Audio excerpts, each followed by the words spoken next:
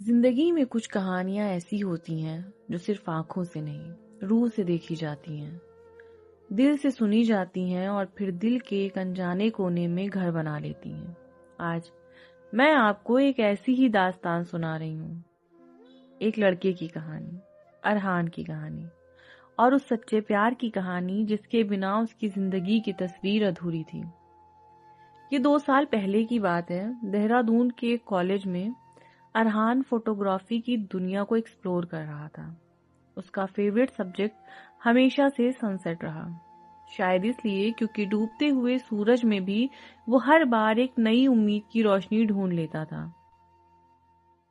ایک شام لیک کے کنارے ہوا میں ہلکی سی ٹھنڈک تھی، آسمان سنہرا ہو رہا تھا اور لہروں کا شور آج بہت خاموش لگ رہا تھا۔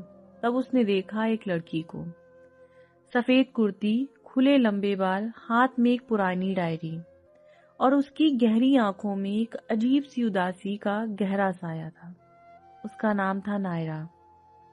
ارحان کا من اس کی ایک تصویر لینے کا ہوا، پر بنا پرمیشن کے فوٹو لینا غلط ہوتا۔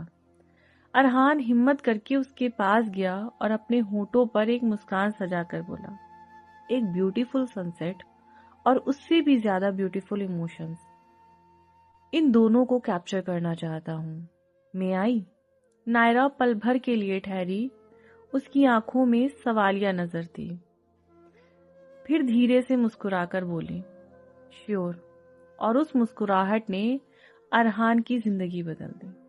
کیمرے نے صرف ایک تصویر نہیں لی، اس ایک کلک نے ارحان کا پورا دل چرا لیا۔ اس دن کے بعد وہ دونوں ہر روز ملنے لگے، کبھی کتابوں کی خوشبو والی لائبریری میں، کبھی شور شرابے والے کیفے میں، اور اکثر اسی دلکش لیک کے کنارے۔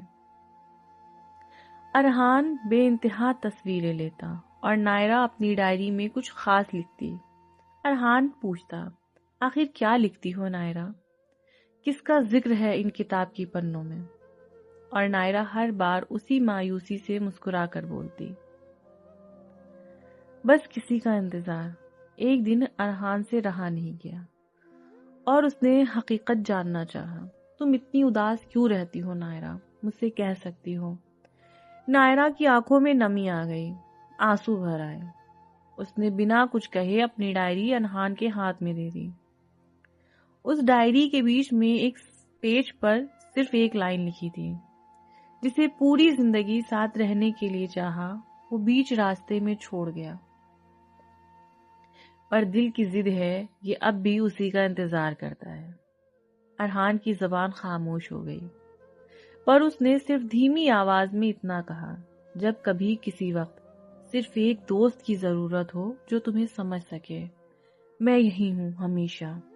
اور اسی پل پہلی بار نائرہ نے اسے اپنی دوستی اور سکون کی تلاش میں گلے لگا لیا۔ مہینے گزر گئے، وہ دوستی دھیرے دھیرے چپکے پیار کی شکل میں ڈھل گئی۔ ایک خوبصورت رات دونوں لیک کے پاس ستارے گن رہے تھے، خاموشی تھی جسے بیچ بیچ میں صرف ہوا کی سرسراہٹ توڑ رہی تھی۔ نائرہ نے بہت ہلکے سے کہا، میں نے کبھی نہیں سوچا تھا کہ دوبارہ کسی پر اتنا بھروسہ کر پاؤں گی۔ ارحان نے نظریں ملا کر پوچھا، اور اب نائرہ؟ نائرہ نے اس کا ہاتھ کس کے تھاما اور سارے احساس ایک ہی جملے میں کہہ دیے، اب لگتا ہے میں تمہارے پیار میں گر رہی ہوں۔ I am falling for you Arhan.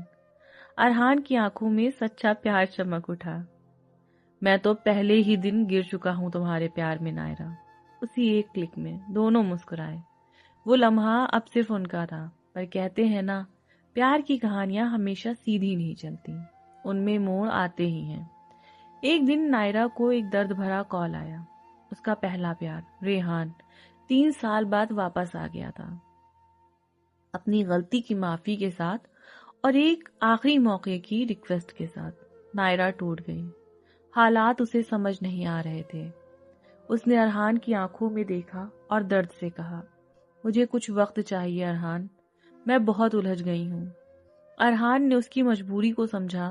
اس نے کچھ نہیں کہا، صرف اتنا بولا، پیار کو کبھی بندھن نہیں، ہمیشہ آزادی دینی چاہیے۔